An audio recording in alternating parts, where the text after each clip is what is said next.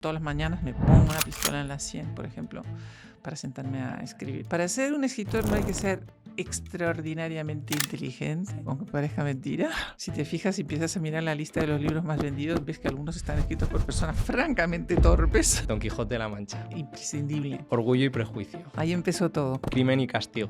Es que Dostoyevsky y yo no nos llevamos bien. Si tienes un problema, escríbelo. Ya verás cómo empiezas a tomar una cierta distancia y ese problema, ese monstruo informe que tienes dentro de la cabeza, ya empieza a tomar cuerpo. Arturo Pérez Reverte. He hecho muchísimo por la literatura de este país. Carmen Mola. Bueno, ya sabes que son tres amigos. Y por último, Carmen Posadas. Anda, ¿qué voy a decir? Bueno, ahora te vas a quedar impactado cuando te diga que un escritor solo se lleva el 10% de un libro. El paradójico regreso de nuestro hijo de puta. ¿Sobre qué va? Bueno, esto tengo que explicar porque yo soy de esas personas que no dicen ni culo. Cuando es, en realidad, vasalla, blandiendo con una mano la Constitución bolivariana y con la otra prodigando petróleo a su protector. Ese es del sí. Obviamente ha traicionado a Maduro. Trump ya ha conseguido ganar las elecciones en Honduras. Asombrosamente ha puesto un narcotraficante. Es que es de locos. O sea, había un señor que estaba en prisión en Estados Unidos por narcotráfico. Trump lo indulta. Lo que más me aterra es que han saltado por los aires las convenciones y las líneas rojas. Me había preparado un discurso, pero creo que lo mejor es que te lo cuente como lo pienso y como lo vivo para que entiendas mi perspectiva. Este podcast lo empecé con el objetivo de que la gente encuentre modelos a seguir y que tú, que estás escuchándome, escuches esta entrevista con Carmen Posadas y diga, he aprendido algo de esta mujer y te lleves algo, no solo entretenimiento, sino también aplicable a tu vida.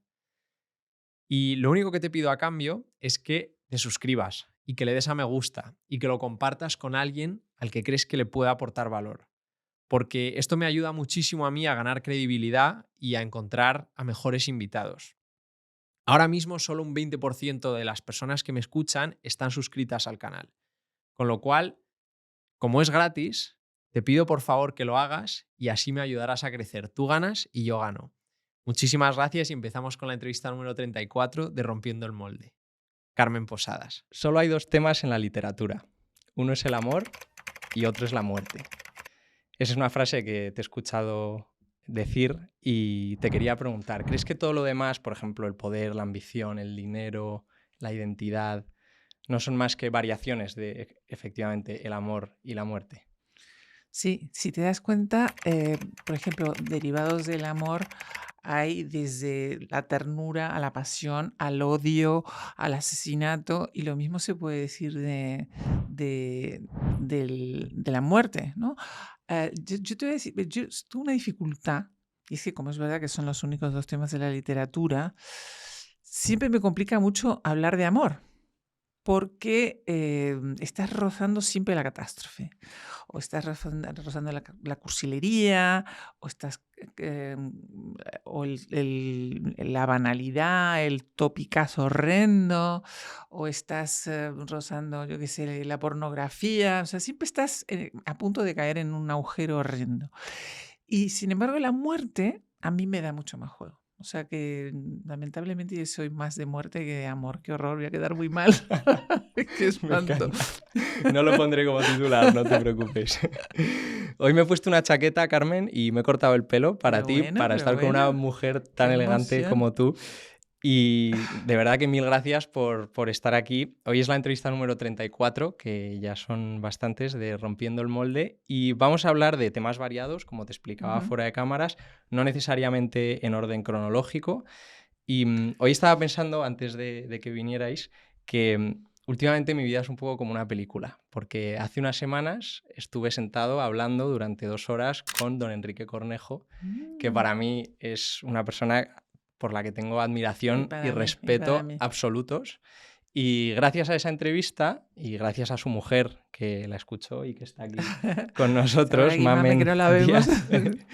hoy estás tú aquí y para mí es un regalo, así que gracias, Mamen, por hacer esto posible y gracias a ti, Carmen, por venir.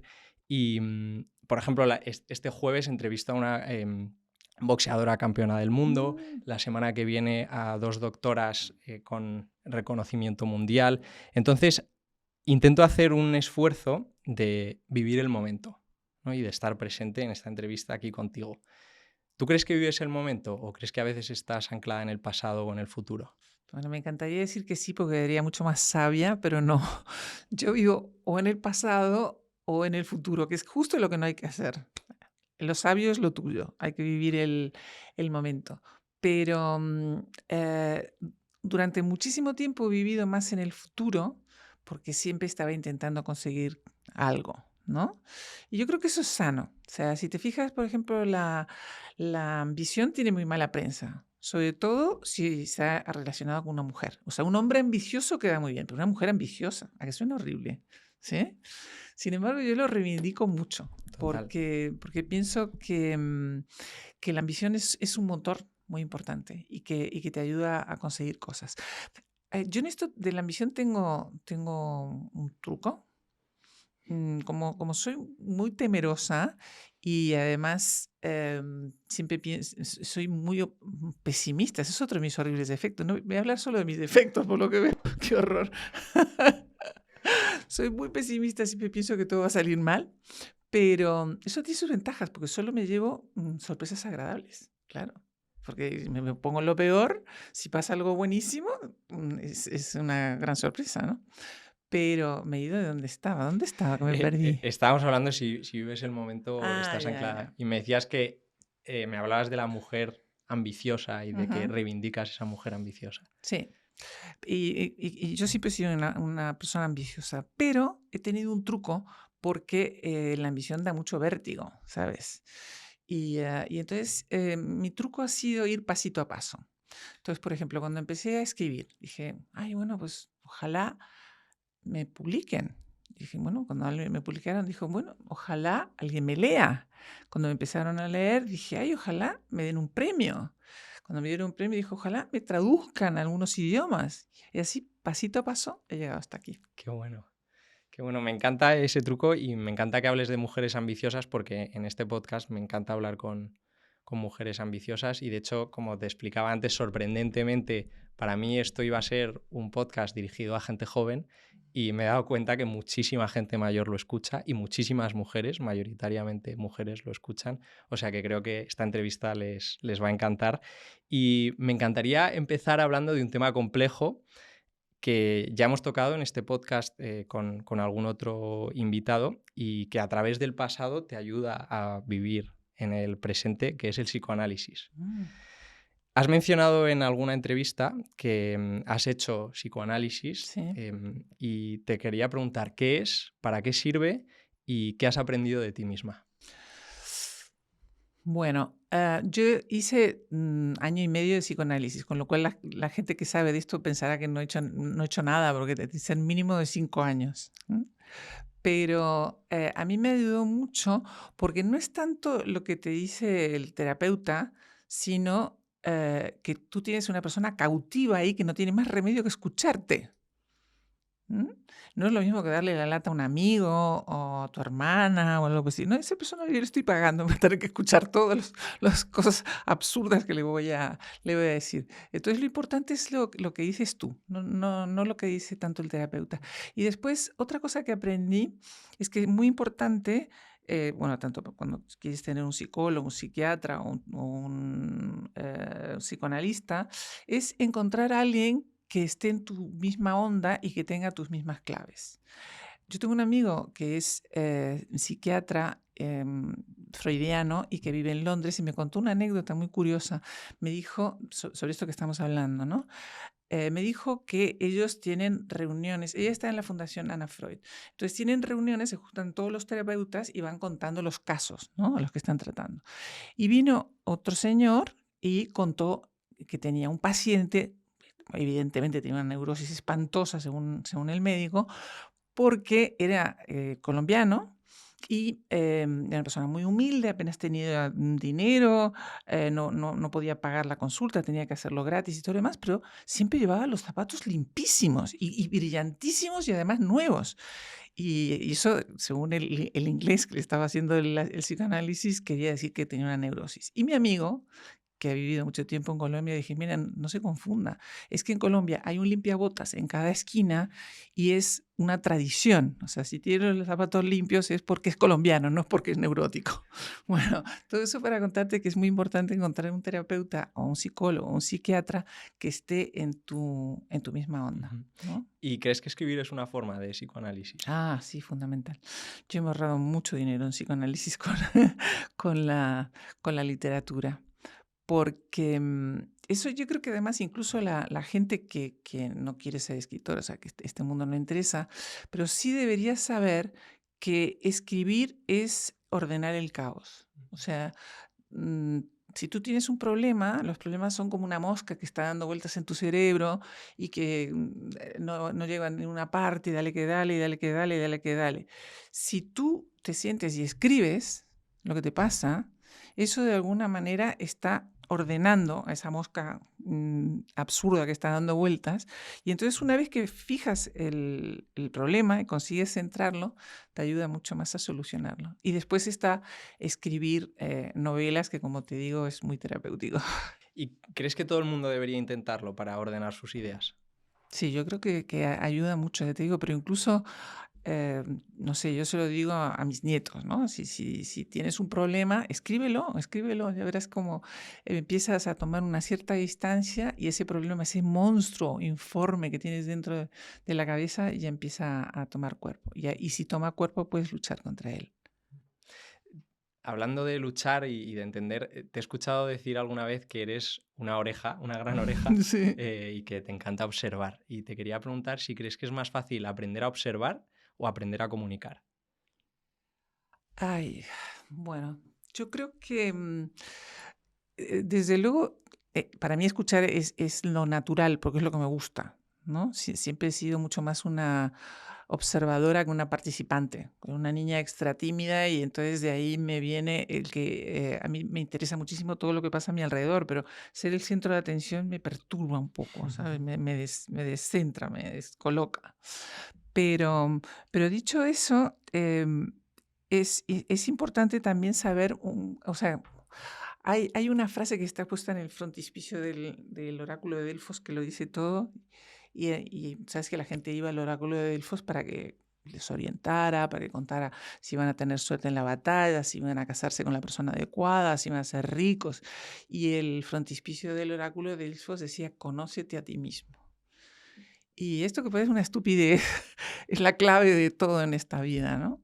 Hay que tratar de conocerse a sí mismo, no hacerse trampas en el solitario, no pensar que eres más listo de lo que eres y sobre todo hacer un poquito de autocrítica todos los días.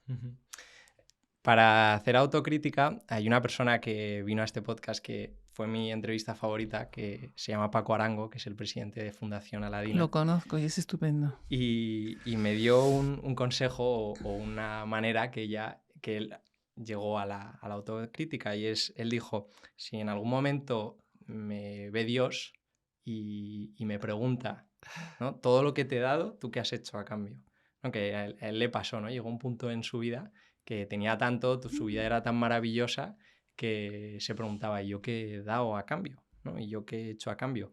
¿A ti te ha pasado alguna vez de preguntarte, por ejemplo, de todo lo que he recibido, ¿no?, que a mí también me pasa, si te confieso, en algún momento algo me va a pasar factura? Es curioso porque yo escribí un libro sobre eso. En una época que me iba todo muy bien en la vida y yo tenía la sensación, digo, esto me lo van a cobrar. Por algún lado va a venir una bofetada porque no es normal que vaya de oca en oca y que todo me salga bien. Y entonces era un libro en el que yo tenía ganas de hablar del demonio, que es un personaje que siempre me ha fascinado mucho.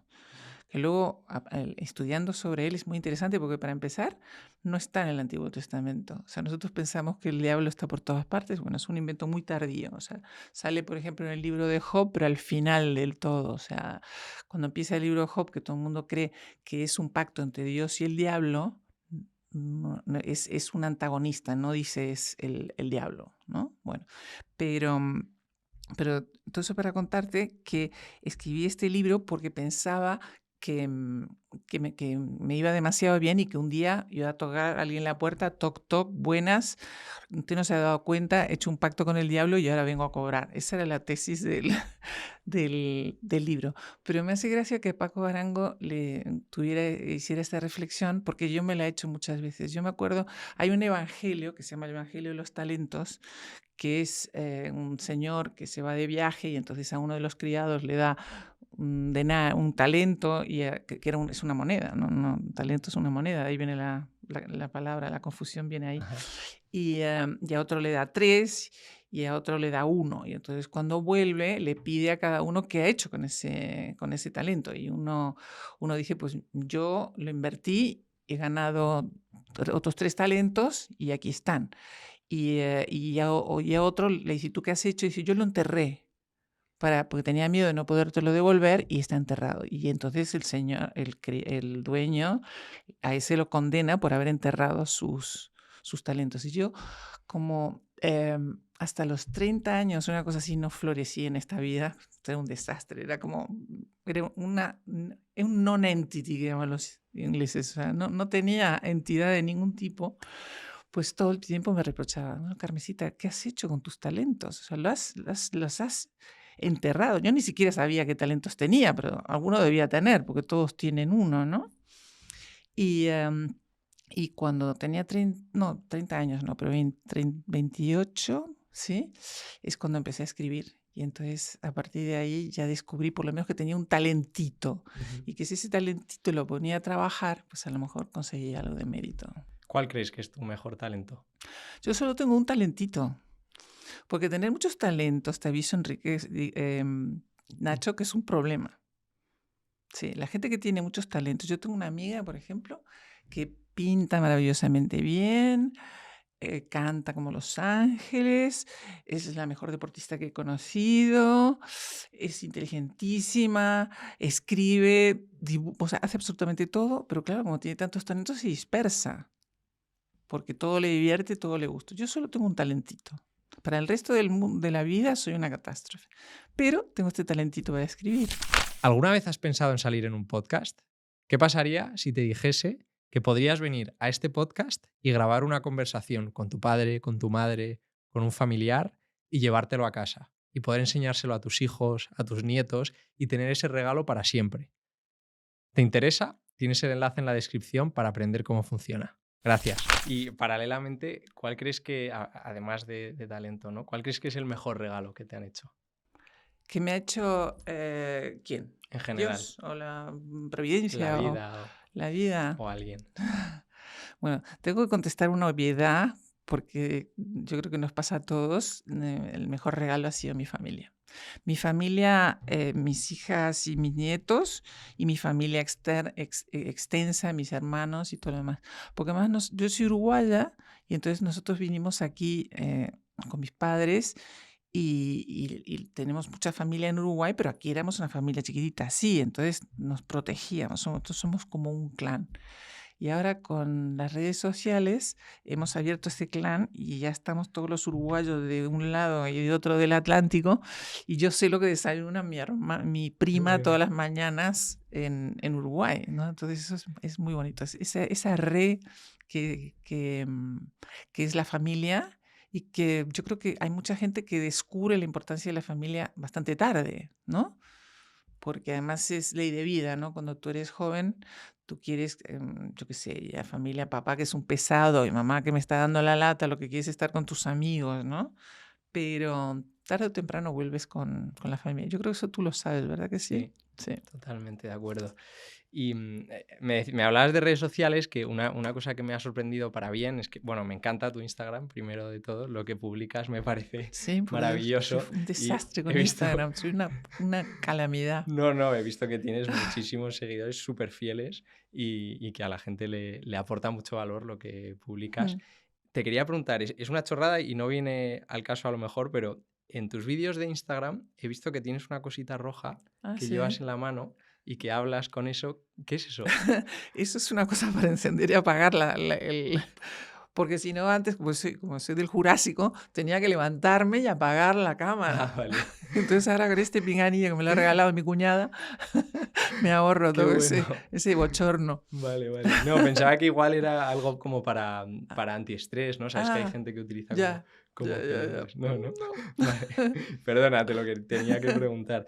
Me gustaría hablar de escritura y de tus novelas. Y te quería hacer una pregunta que es si hay alguna novela que no volverías a escribir. Bueno, ¿sabes lo que pasa? Que los libros son como hijos. Y entonces sería como renegar de un hijo. No reniego de ninguno. Y si me preguntas cuál me gusta más, también me resulta muy difícil porque es una vez más como si te preguntas a quién quieres más, a tu hija mayor o a tu hija pequeña. No. Claro. ¿Cuánto tardas más o menos en escribir una novela? Publico cada 2 años. Y mi ritmo es el siguiente. Yo escribo la novela en un año y luego cuando sale me dedico a la promoción. O sea que desde, por ejemplo, suelen salir en el mes de septiembre, una cosa así, y viajo, doy conferencias, charlas, no sé qué, no sé cuánto, hasta el verano. Mientras tanto, aprovecho también para leer y documentarme para la siguiente. Y luego empiezo a escribir más o menos a principios de agosto, mejor dicho, de verano del año, y la entrego al año siguiente. ¡Wow! ¡Qué estructura!, ¿no? Me sorprende. Yo soy muy carpetobetónica para esas cosas. Soy un caos, soy súper desorganizada, pero por eso mismo me tengo que estar poniendo límites todo el día y pistolas en la sien. Todas las mañanas me pongo una pistola en la sien, por ejemplo, para sentarme a escribir. Eso.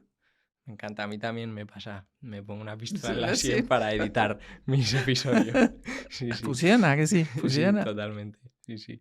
¿Y cuántas van ya? ¿Cuántas novelas? Qué horror. Tengo que contarlas porque siempre me lo preguntan y no lo sé, pero libros en total son como 40. ¡Wow! ¡Qué barbaridad! Te quería preguntar también, porque tú empezaste escribiendo para niños, ¿y crees que empezar escribiendo para niños te hizo mejor narradora? Sí, yo tengo una escuela de escritura por internet. Sí. En la que me dedico a contar todas las recetas de los escritores, no solo la mía y la de mi hermano Gervasio, que tenemos esta escuela a medias, sino también la receta Hemingway, la receta, yo qué sé, Dickens, la receta Jane Austen. Y, y siempre le digo a mis alumnos que hay algunas cualidades que hay que tener para ser escritor. Para ser un escritor no hay que ser extraordinariamente inteligente, aunque parezca mentira. Si te fijas y empiezas a mirar la lista de los libros más vendidos, ves que algunos están escritos por personas francamente torpes. Luego hablaremos de eso, sí. Después, tampoco hay que ser extraordinariamente culto. A veces es un impedimento. Si un autor es muy, muy culto, corre peligro de agobiarte con un montón de datos, ¿no? Te da la sensación, tú lees un libro, y sobre todo son los libros históricos, y te da la sensación de que el autor te está diciendo, ahora te vas a enterar lo mucho que sé, y te tumba a base de datos, de fechas, de batallas, pero cuéntame la historia, no me abrumes. Bueno, entonces no hace falta ser ni extraordinariamente inteligente ni extraordinariamente culto, pero sí hay que tener algunas cualidades. Una es ser un gran lector. No se puede ser un escritor si uno no lo ha leído, eso es evidente. Y después hay que ser una persona muy curiosa, hacerse preguntas todo el tiempo, ¿no? Entonces yo voy por la calle y todo el tiempo me estoy haciendo en la novela. Entonces veo a dos que están ahí. ¿Estos serán pareja? No, pero hermano y hermana tampoco son. Entonces, ¿por qué están juntos? ¿Y esa maleta? ¿Y por qué tiene una maleta? ¿Qué tendrá dentro de la maleta? Me voy haciendo la película permanentemente, ¿no? Eso también es muy típico de escritores. Qué bueno. Luego, si quieres, entramos más en detalle en la escuela de lectura online, que me apetece que la expliques más y para que la gente que le pueda interesar. También te quería preguntar, si lees ahora tu primer libro publicado, que es El Señor Viento Norte, ¿no? Si no me equivoco. Bueno, tengo uno anterior que se llamaba, mira qué bonito título, El Ángel de la Esperanza. El Ángel de la Esperanza. Sí, que por cierto lo he perdido, pues es un horror. Pero gracias a ese libro empezó todo. Pues sí. Te quería preguntar, ya me lo has medio respondido, pero cuando lees ese libro, ¿sientes admiración o rechazo? Bueno, yo no puedo leer ninguno de mis libros. O sea, para mí es un sufrimiento. Algunas veces he tenido que releerlos para cuando se reeditan y lo paso horrible. Y te voy a contar una anécdota que no es mía, sino que es de García Márquez para que veas por qué se produce ese fenómeno. Iba García Márquez en un viaje en tren y le llevaba a un amigo, le llevaba su propio libro, ¿no? Entonces, él estaba leyendo otra cosa, pero se le acabó el libro y los escritores, cuando no tenemos nada que leer, entramos en shock. O sea, dije, yo soy de esas personas que si no tengo nada que leer, me leo los prospectos de las medicinas, yo qué sé, en los hoteles me leo el libro de los mormones, cualquier cosa, porque tengo que leer a todas horas. Bueno, pero, como te digo, iba García Márquez en tren, se quedó sin lectura y entonces empezó a abrir su libro. Cuando llegó a destino, el libro estaba todo tachado, todo cambiado, porque se puede corriges eternamente, ¿sabes? O sea, es muy angustioso leer un libro propio. Pero tú me habías preguntado esto por Te otra había cosa. preguntado si al leer tu primer libro sientes admiración o rechazo. Sí, sí. No lo he leído. lees No lo he leído, directamente. no. Qué No me bueno. atrevo, qué horror. Me gustaría probar a hacer un juego que suelo hacer con mis invitados, que es muy sencillo, pero que suelo hacer 10 personajes o 10 cosas, 10 palabras. Es decir, Ajá. yo te digo en tu caso lo podemos hacer con novelas famosísimas, y que tú me digas una palabra para A describir ver, esa novela. qué difícil. A ver. Sí, en el caso de novelas es complejo. Son novelas muy famosas, que no Ujú. tienen por qué ser buenas, pero Vale. son famosas. Y si te parece bien, lo Venga, hacemos. vamos allá. Venga, genial. 10 novelas famosísimas, 10 palabras. Don Quijote de la Mancha. Bueno, un imprescindible. Orgullo y prejuicio.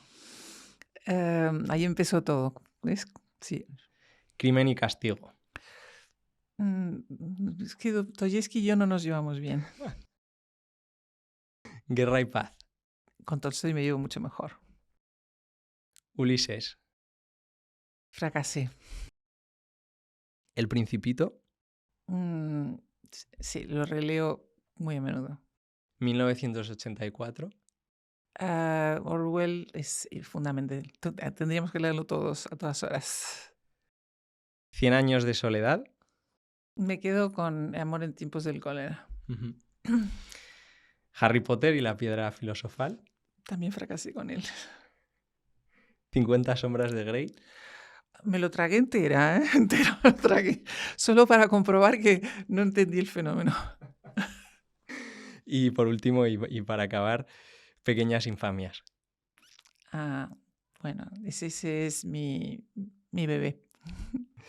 Me gustaría que, Carmen, la audiencia y yo entendamos cómo funciona el negocio de una escritora y cómo está estructurado, ¿no? Porque a veces lo vemos como una caja negra, como te decía antes, y no sabemos qué pasa cuando se vende un libro. Entonces, para explicarlo de manera sencilla, de cada libro vendido, ¿qué parte va al escritor? ¿Qué parte va a la editorial? ¿Qué parte se la queda la librería? ¿Cómo es normalmente? Bueno, ahora te vas a quedar impactado cuando te diga que un escritor solo se lleva el 10% de un libro y un libro vale 20 euros. O sea, imagínate, si eres un escritor así consagrado, te suben el porcentaje al 12%. Pero es verdad también que si eres un escritor ya con una cierta trayectoria, te dan buenos adelantos.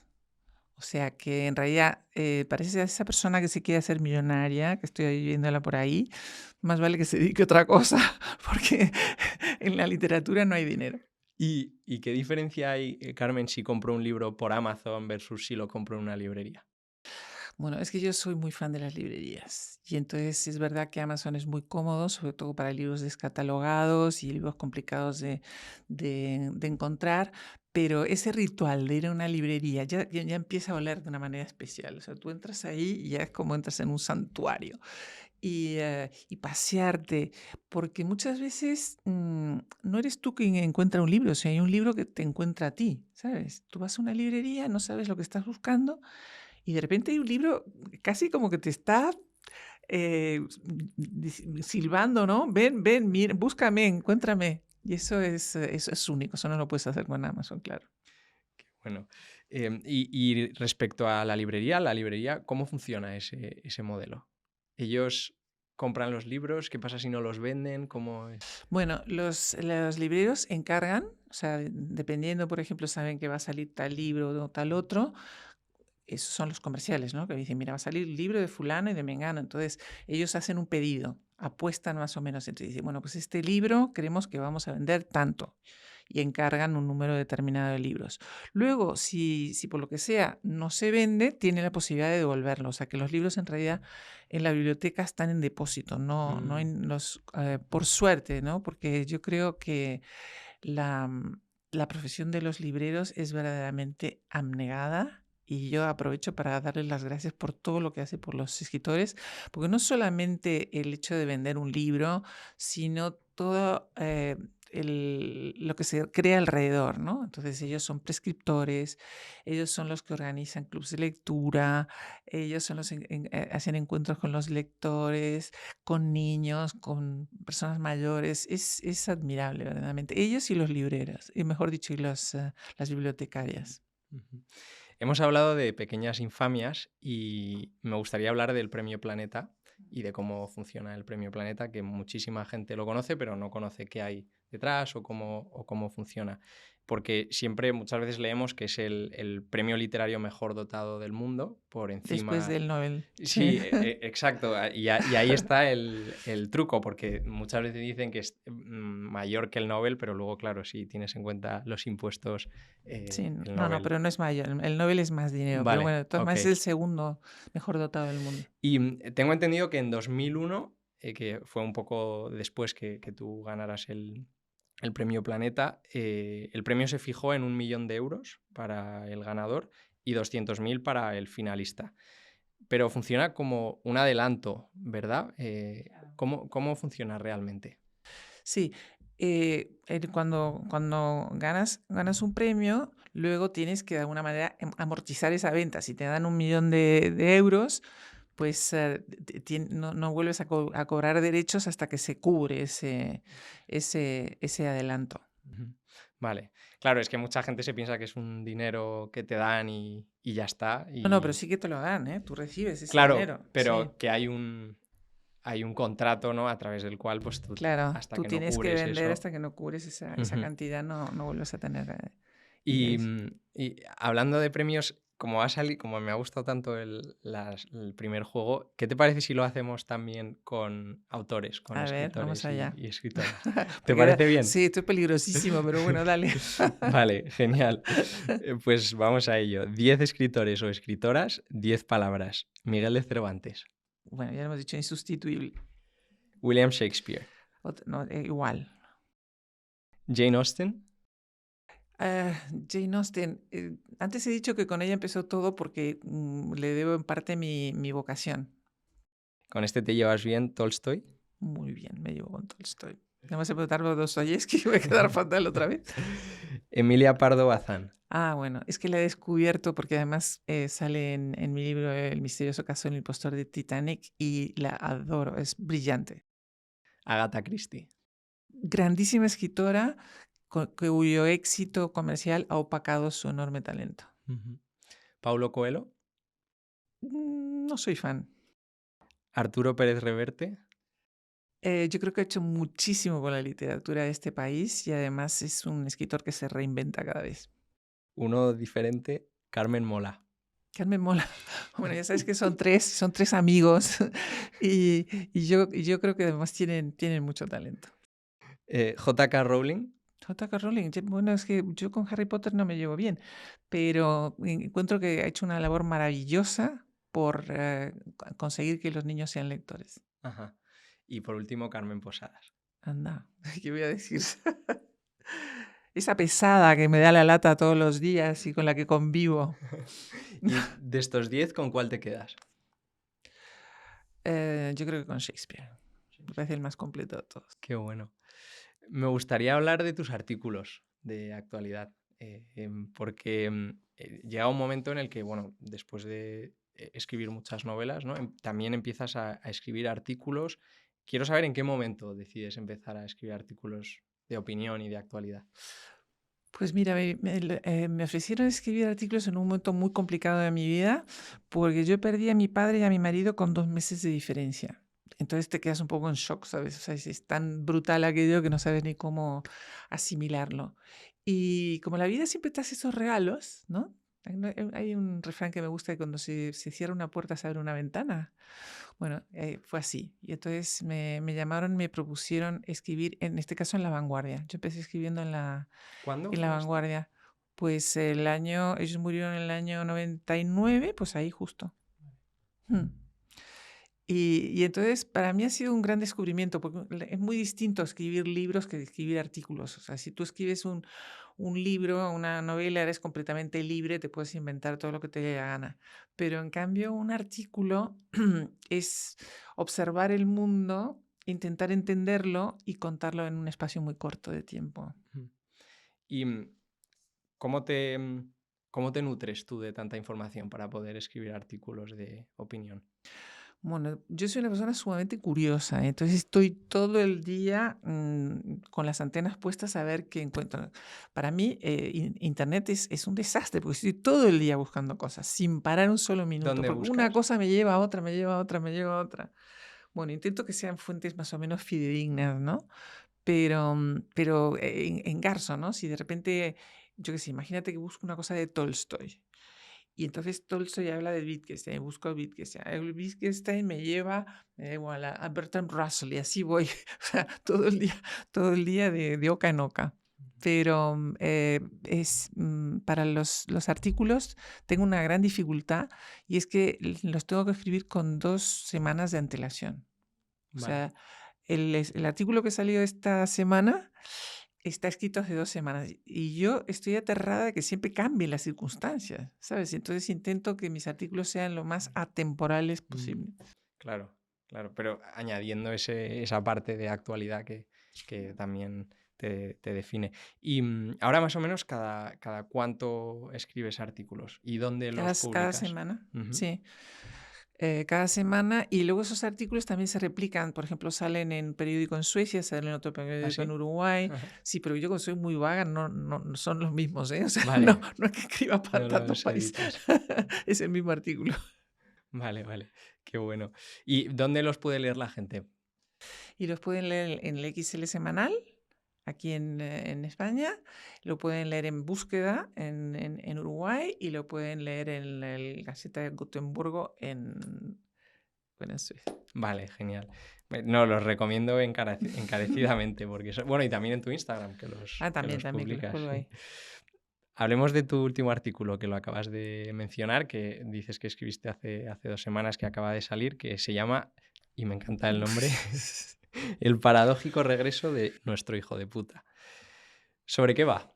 Bueno, esto tengo que explicar porque yo soy de esas personas que no dicen ni culo. O sea, soy tan cursi que en mi vida normal no digo un taco jamás. Pero esto es una frase acuñada y tengo que explicar de dónde viene.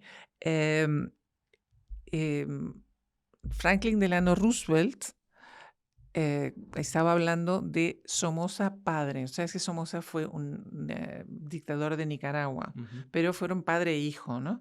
Y entonces estaba cometiendo unas tropelías espantosas Somoza en Nicaragua y uno de los asesores de Roosevelt le dijo, es que Somoza es un hijo de puta. Y Roosevelt le contestó, sí, pero es nuestro hijo de puta. Todo eso quiere decir que en una época los americanos cuidaban mucho el famoso patio trasero, que consistía en poner unos sátrapas que eran afines a los americanos y que entonces los manejaban como les daba la gana. El ejemplo más clásico es Batista en Cuba, después estaba Trujillo en República Dominicana y por supuesto Somoza en Nicaragua, ¿no? Y bueno, y ahora como Trump ha reeditado la doctrina Monroe, que consiste en América para los americanos y por tanto están intentando interferir todo el tiempo en lo que ocurre en Latinoamérica. Trump ya ha conseguido ganar las elecciones en Honduras, asombrosamente, ha puesto un narcotraficante, es que es de locos. O sea, había un señor que estaba en prisión en Estados Unidos por narcotráfico, Trump lo indulta, lo manda a Nicaragua y consigue hacerlo presidente. O sea, evidentemente este es otro hijo de puta que tendremos ahora en Nicaragua, ¿verdad? Bueno, y yo quería hablar de Venezuela y de cómo se ha reeditado el fenómeno del hijo de puta poniendo ahora a Delcy Rodríguez. Delcy Rodríguez, como tú sabes, era la vicepresidenta de Maduro, obviamente ha traicionado a Maduro y ahora es, pues eso, our son of a bitch, en este caso, a daughter of a bitch. HDP. Sí, exacto. Qué bueno, gracias por explicarlo. Recomiendo que la gente lo lea, es breve, pero es muy, muy fuerte, muy potente su mensaje. Y me gustaría leer una parte, si te parece Sí, claro. bien, para la audiencia. Es muy corto lo que voy a leer. Y ahí, sobre ese avispero de intereses contrapuestos, es donde está sentada Delcy Rodríguez, fingiendo, como fingieron sus antecesores en esa desairada posición, que manda cuando no manda, que sigue siendo revolucionaria cuando es, en realidad, vasalla, blandiendo con una mano la Constitución bolivariana y con la otra prodigando petróleo a su protector. Ese es Delcy. Pero ella todo el tiempo dice, no, yo no dependo de nadie, aquí solo depende de Bolívar. Y estamos esperando que Maduro vuelva en cualquier momento. ¿Cómo te impacta la actualidad o lo que está pasando en el mundo a la hora de escribir? Muchísimo, claro. Tú sabes que los chinos tienen un dicho que a mí me encanta, que dice, líbrenos Dios, o los dioses, no sé cómo dirán, de vivir tiempos interesantes. Y nosotros estamos viviendo un tiempo muy interesante, pero completamente aterrador. Interesante ese dicho. Sí, porque en otras épocas no pasa nada, ¿sabes? O sea, por ejemplo, yo que soy de la generación posterior a la Segunda Guerra Mundial, durante muchos años no pasaba nada. Yo me acuerdo una vez, hace 1000 años, ir a un barco y entonces encontrarme arrugado un periódico, empezar a leerlo. Yo pensé que era el periódico del día, pero no era hace 3 años y no había pasado nada, porque todo lo que venía del periódico estaba igual. Problemas en Oriente Medio. Bueno, muy bien, problemas en Oriente Medio. Amenaza de conflicto en, yo qué sé, Taiwán y China. O sea, todo estaba exactamente igual. Y sin embargo, ahora pasan cosas sin parar. Así que yo como persona estoy aterrada, pero como articulista estoy encantada porque todos los días tengo un tema nuevo. Dios nos libre de vivir tiempos interesantes. Interesantes. No lo conocía y me ha encantado. Y dices que estás aterrada, ¿qué es lo que más te aterra? Lo que más me aterra es que han saltado por los aires las convenciones y las líneas rojas. Sabes que el mundo se basa en leyes que se han ido construyendo, pero esas leyes están construidas sobre convenciones y sobre líneas que no se sobrepasaban. O sea, había cosas que no estaban en las leyes, pero que tú no hacías porque estaba mal visto por la sociedad. Pero Trump ha conseguido que eso salte todo por los aires y como es el presidente de los Estados Unidos, pues sienta un precedente horrible. O sea, imagínate cuánto va a tardar Putin en quedarse con Ucrania y China pues se sentirá justificada para en cualquier momento invadir Taiwán, ¿no? O sea que vamos a ir a un mundo altamente inflamable. Y cambiando a un tema un poco más tranquilo o a lo mejor más positivo, si pudieses irte a cenar con cualquier persona de la actualidad, puede ser ¿Sí? alguien bueno, alguien malo, alguien que te cause mucho, no sé, mucha sensación, ¿con quién te irías?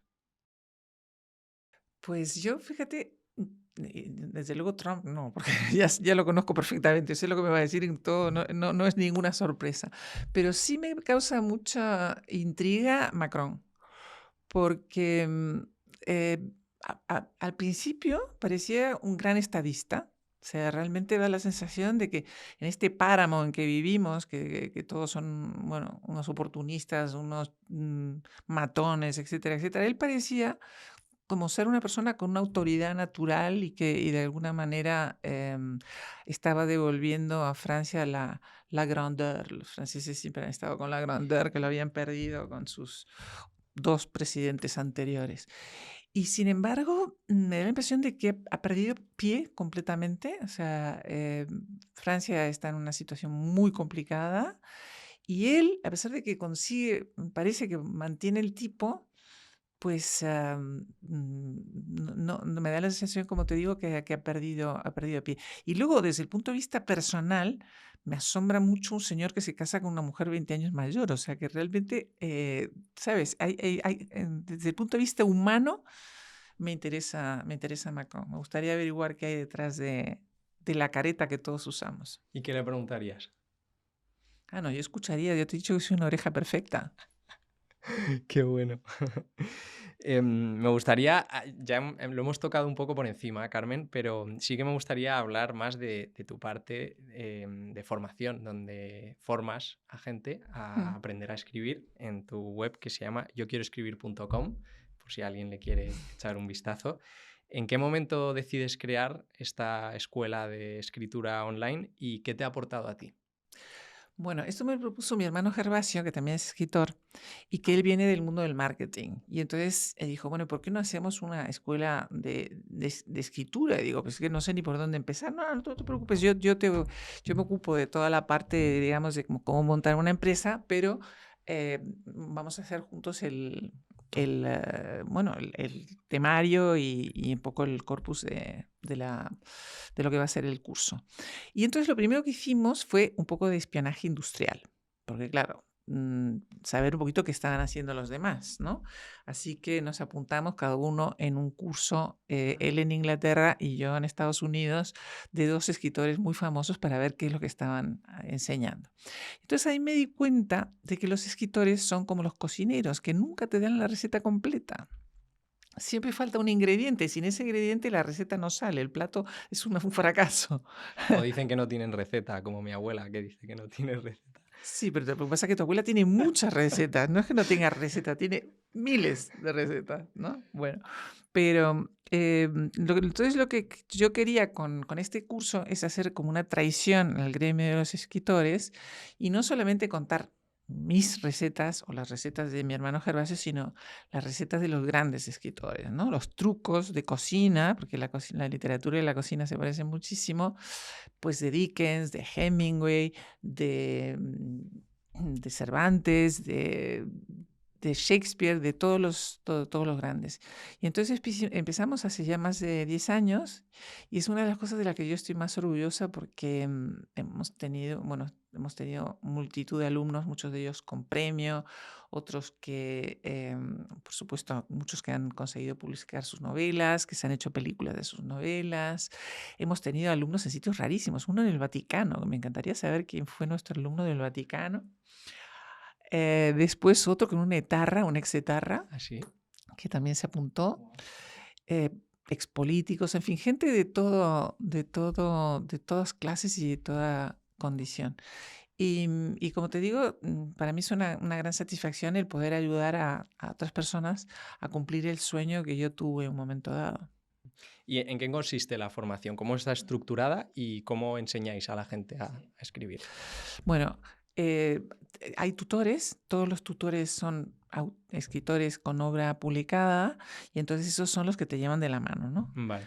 Y luego el método así es ese se lo escribí yo y también mi hermano Gervasio, entonces te van contando, pues bueno, hay varios cursos, ¿no? Hay un curso de poesía, un curso de literatura básica, un curso de literatura superior, hay un curso de literatura infantil, otro de guiones y otro de biografía que le encanta a la gente porque después de la pandemia no sabes la cantidad de personas que se han apuntado porque querían dejar como un testimonio bien para sus hijos o contar su historia o la de su abuelo o lo que sea. Y entonces el método es que tú lees una lección, luego haces unos ejercicios y a través de esas lecciones vas aprendiendo desde cómo se hace un diálogo, cómo se crea un personaje, si vale la pena escribir en primera persona, segunda persona o tercera o lo que sea. Y después hay como discusiones, o sea, una vez que haces los ejercicios, cada vez que toca hacer los ejercicios, hay discusiones entre los alumnos para que ellos puedan ver lo que están haciendo los otros y discutir.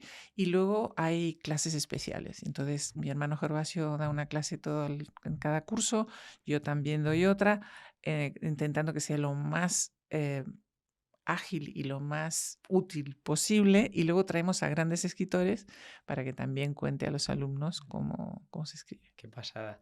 Estaba pensando que me vendría muy bien a mí ese curso porque voy a escribir un libro este año, que no es ni de mí ni una novela, y nunca he escrito, sino de un proyecto que tiene la Fundación Lo que de verdad importa, que estuvo aquí María Franco, la presidenta, y básicamente tienen un proyecto que se llama Tu historia de verdad importa, donde juntan a una persona joven con una persona mayor, y la persona joven es el narrador y la persona mayor es el protagonista, y entonces el narrador cuenta la historia de esta persona, escribe un libro de su vida, y normalmente está dirigido a personas pues o que están solas o que tienen poca familia o a lo mejor que ya son mayores, ¿no? ¡Qué maravilla! Y entonces es una manera de y- poder contar su ¿Y historia. tú qué vas a hacer? Pues me van a emparejar con una persona, todavía no lo han hecho, estoy en el proceso, ¿no? de que me van a formar y explicar cómo es todo, y me van a... básicamente me tengo que reunir con esta persona todas las semanas para ir recopilando información para escribir el libro de su vida. Qué bonito, me parece un proyecto maravilloso. Es espectacular, Sí, ¿verdad? sí. A mí me enamoró y se lo dije a María que tenía que hacerlo, y estoy muy ilusionado de hacerlo. Lo bueno es que lo haces con una persona que no conoces de nada. Entonces lo que me contaba María es que a veces esta persona pues te cuenta cosas que no cuenta nadie, porque te conviertes Claro, un poco bueno, en su pasa con el confidente. podcast igual, ¿no? Que yo a ti tengo adoptado cosas que no cuento por ahí.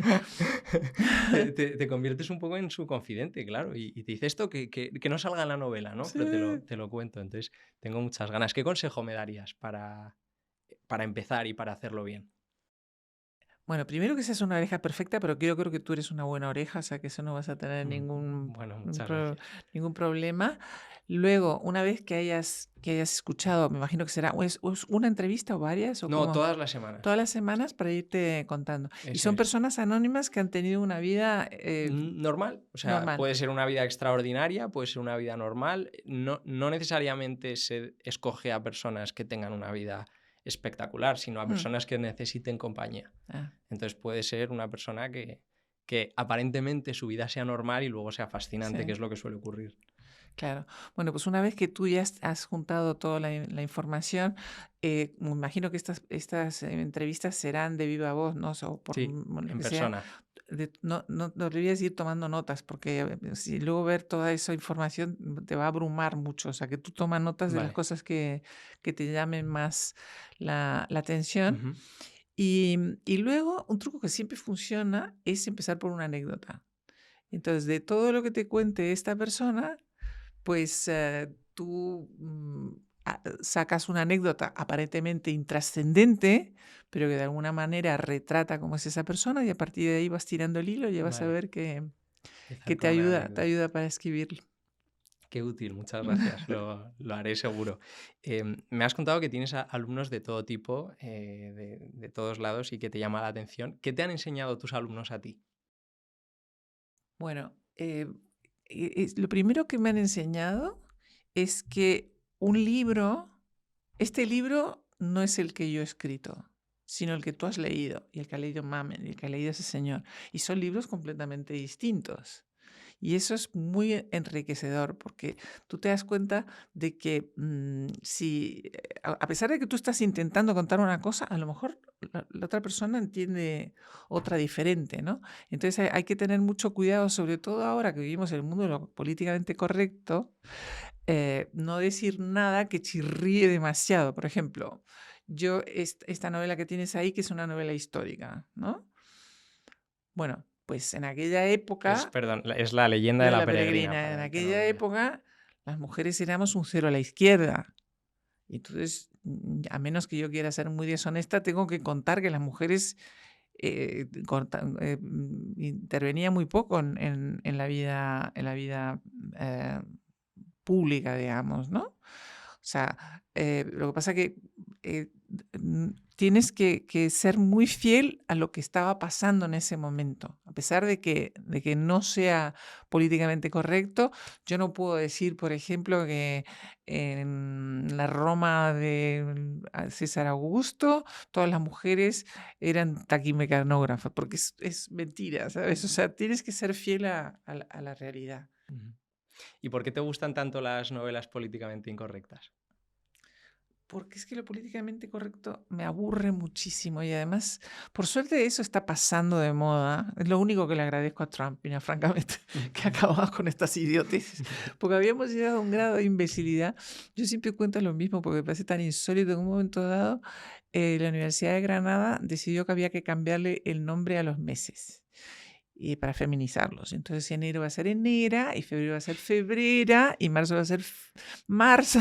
Y tú me contarás eso a qué nos ayuda a nosotros las mujeres. O sea, es una estupidez como una casa. Lo que pasa es que cuando en el reino este de lo políticamente correcto, los políticos se abonaban a él porque es mucho más fácil abogar porque cambien los nombres a los meses que ocuparse de los problemas reales de las mujeres, ¿sabes? Y entonces los problemas reales de las mujeres, que son la brecha salarial, el techo de cristal, la conciliación, eso ellos preferían de ocuparse de cambiarle los nombres a los meses.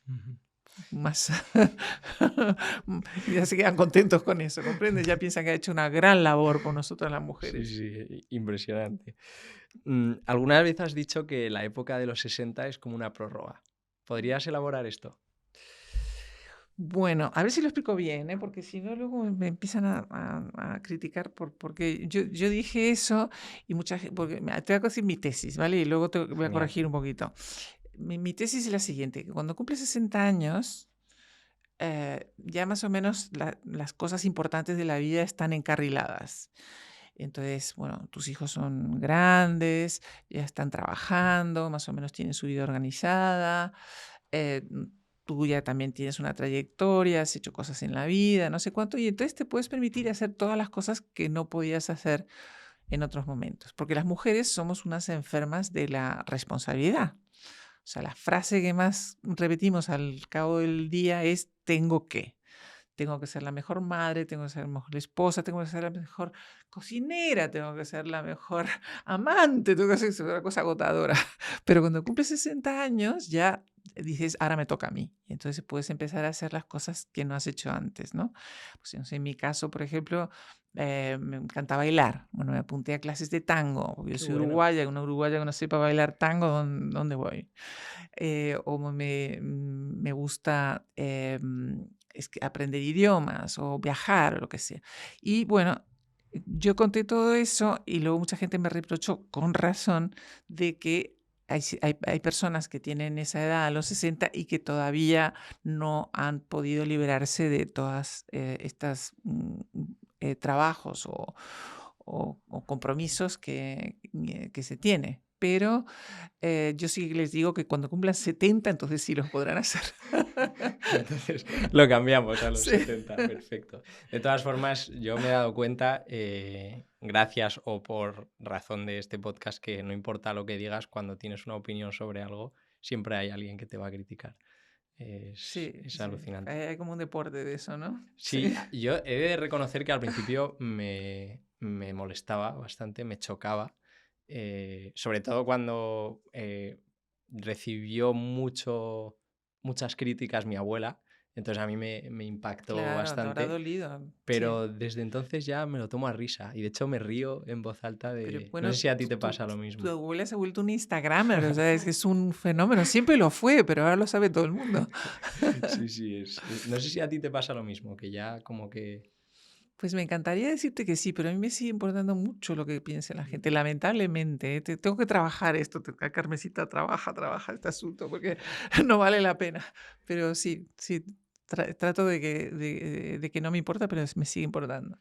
Antes me has dicho que el mejor regalo ha sido tu familia y me gustaría que nos expliques un poco más esto, porque ahora tienes nietos. ¿Qué has aprendido de tus nietos? ¿Qué te han dado tus nietos? ¿Y por qué es tan bonita esa fase? Es muy divertida.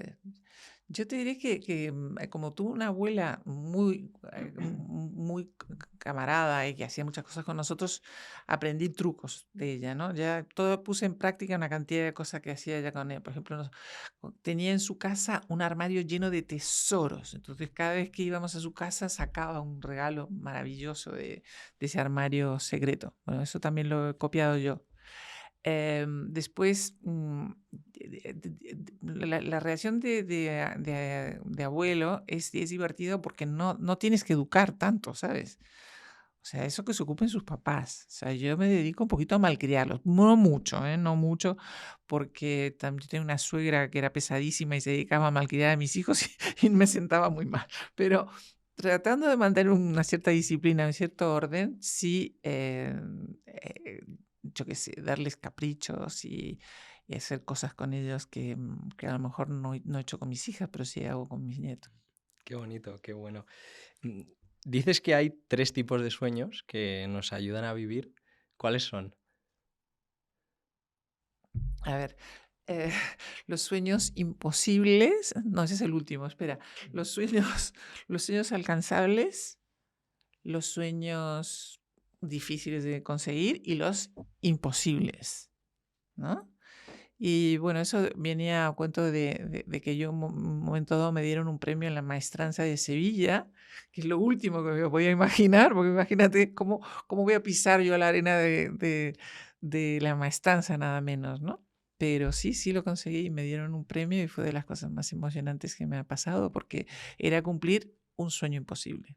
Un sueño imposible. Sí. Qué bueno. ¿Y cómo va cambiando esto a lo largo de tu vida? O sea, primero empiezas por un tipo de sueño y luego te vas aproximando a los otros, ¿o crees que no hay un orden lineal? Que de repente cumples, por ejemplo, te pongo un ejemplo, para mí, estar aquí sentado hablando contigo 2 horas es un sueño imposible. ¿Imposible? Si me lo dicen hace un año, yo digo, pues es que, porque a mí, por ejemplo, la novia de mi padre me ha hablado de ti, se lee tus novelas, y yo también me he leído tus novelas, y claro, a mí me dicen hace un año, no, vas a estar 2 horas hablando de la vida y aprendiendo de Carmen Posadas. Y digo, pues eso es imposible, porque yo hace un año no tenía este proyecto.